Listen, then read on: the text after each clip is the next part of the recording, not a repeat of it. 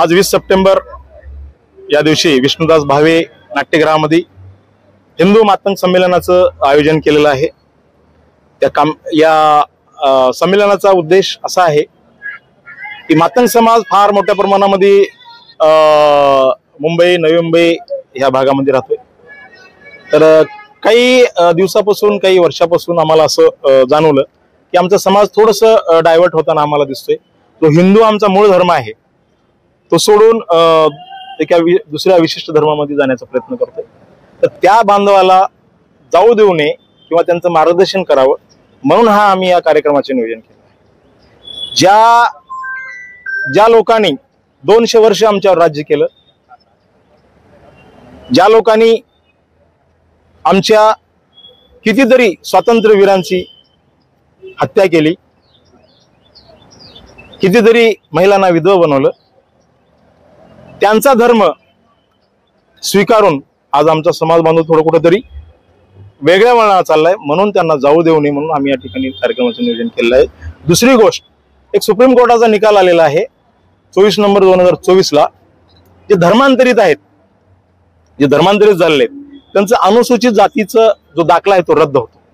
जर माझा बांधव माझा भाऊ जर दुसऱ्या धर्मात जात असेल, त्याचा अनुसूचित जातीचा दर्जा जर रद्द होत असेल तर माझ्या भावाचं नुकसान आहे, माझं नुकसान आहे, माझ्या समाजाचं नुकसान आहे। ते होऊ नये म्हणून हा कार्यक्रमाचं नियोजन केलेलं आहे।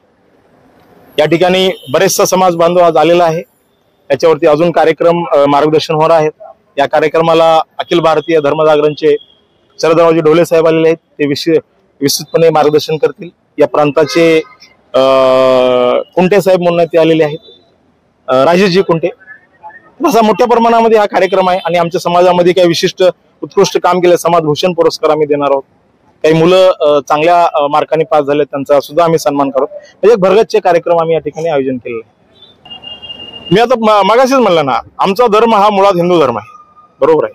आमचे जे आराध्य देवता आहेत लहुजी वस्ताद साळवे ते हिंदू धर्माचे आणि ते इंग्रजाविरुद्ध लढले, मोठी फौज तयार केली आणि इंग्रजांना इथून हाकलून देण्यासाठी अख्खं जीवन त्यांचं त्याच्यामध्ये निघून गेलंय आणि त्यांच्या डोळ्याच्या समोर त्यांच्या वडिलांची हत्या या इंग्रजांनी केलेली आहे। एवढ्या मोठ्या व्यक्तिमत्व आमच्या समाजामध्ये आहे आणि त्यांचा आदर्श आम्हाला घेणं क्रमप्राप्त आहे।